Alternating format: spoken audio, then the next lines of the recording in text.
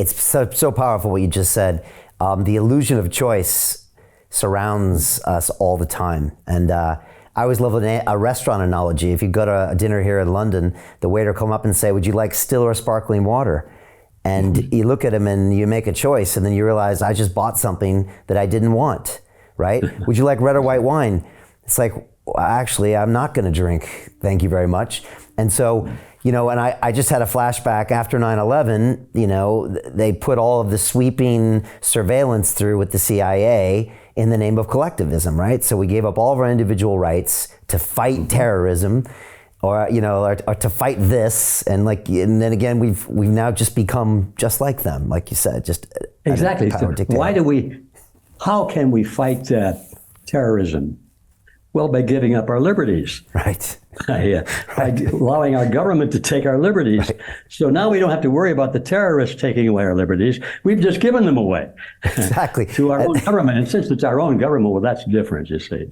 Right. But that's how it works. And supposedly the terrorists are attacking us because of our liberties, right? They don't like our liberties, or they don't like... Oh, they don't care about our liberties. You're right. In fact, they love our liberties. They want to have those liberties, but they don't want us to have them. Right. It's a power grab.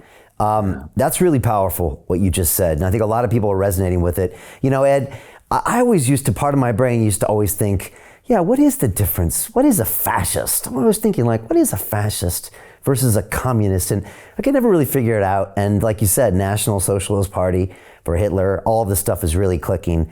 I want to ask you about property rights, because whenever you hear of Marx, I always think about the abolition of property rights.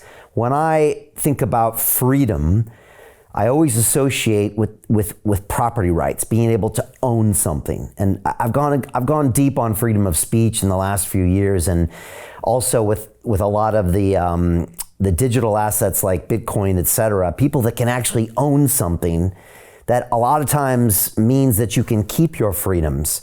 And if you can defend that property, sometimes with the right to bear arms, you can also keep those freedoms. How important is property ownership when it comes to this individualism versus collectivism argument? Well, it's very, very important.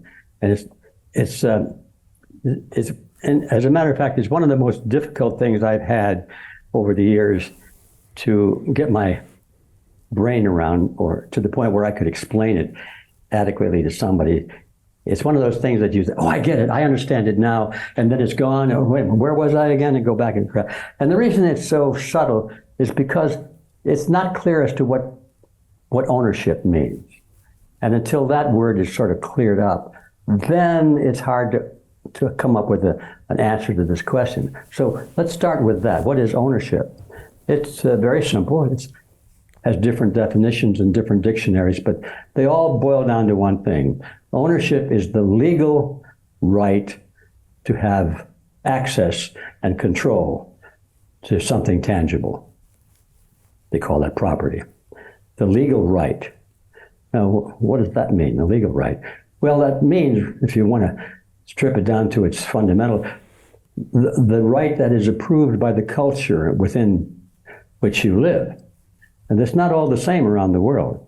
So we may say that our concept of property is better than somebody else's. And here in America, and most of North America, the idea of private ownership of property is well accepted as part of our culture. And it's one of the reasons I believe that we've always had in the past a high level of liberty, is because part of the property we need to be free is to be self-sustaining, to provide our own food, to take care of ourselves, and not be dependent on the state. Because if we ever get to the point where we have to depend on the state for our food and shelter and healthcare and everything, well, then we have to be subservient to the state. He who pays the piper calls the tune. And that, in essence, is the whole answer to this question about property. If you don't have property, especially property over the things you need to survive, like your food, your land, you can grow food, you have property over your money, and so you can buy things, you have a house to live in or a place to live. If you don't have any of those things, then if you don't have property, you are property. That's the bottom line. Somebody owns those things, or in the context of controlling them, somebody owns them. They may not have a piece of paper that has their name on it and an address and say, I own that. But if you're a bureaucrat or a political leader or corporate leader, and you can have access to the corporation airplane or limousine or live in the villa that's provided for you, you don't have to have your name on a piece of paper to own it. You do own it because you have the right to access it exclusively if you wish. So with that understanding, we come back to the issue of, well, then, is all property the same?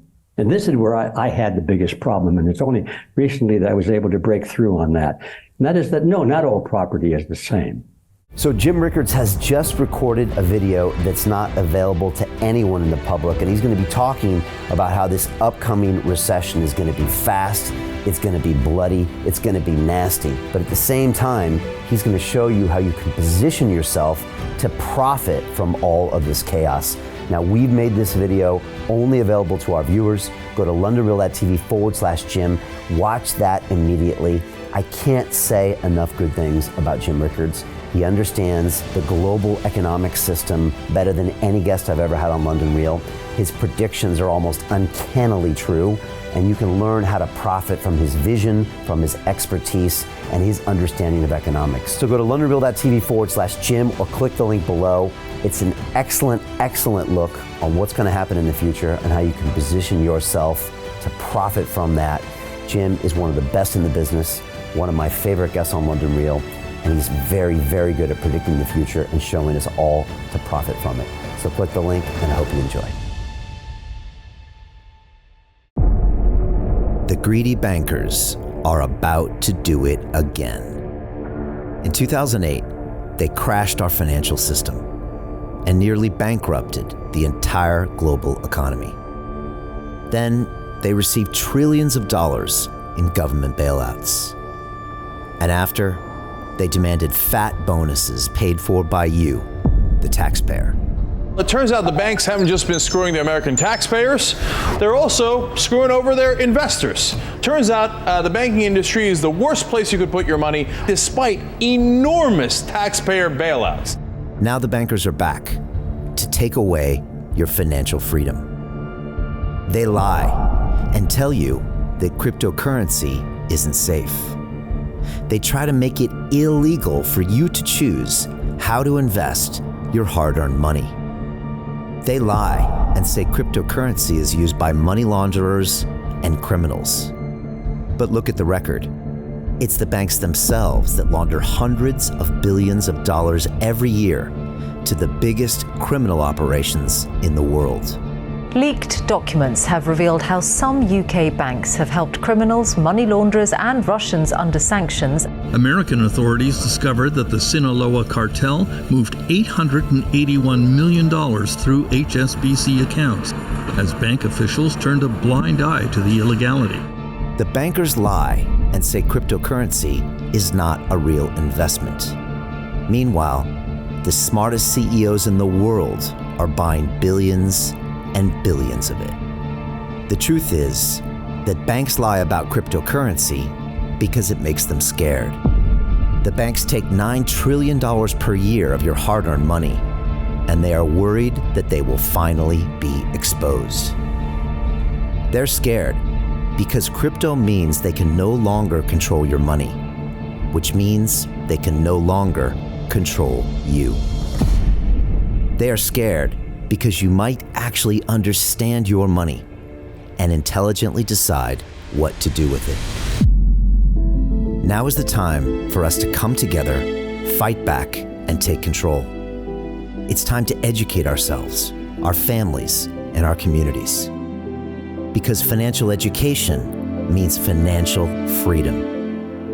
We know that cryptocurrencies will help us build the new decentralized financial system of the future. A banking system that is of the people, by the people, and for the people. A banking system where access to finance is a fundamental human right. A banking system that is free and fair and welcomes all humans on this earth. The DeFi revolution is happening. We, the people, can no longer be fooled. We choose to take control of our finances, We choose to take control of our freedom. We choose to take control of our future. Join us, and let's take back our financial freedom forever.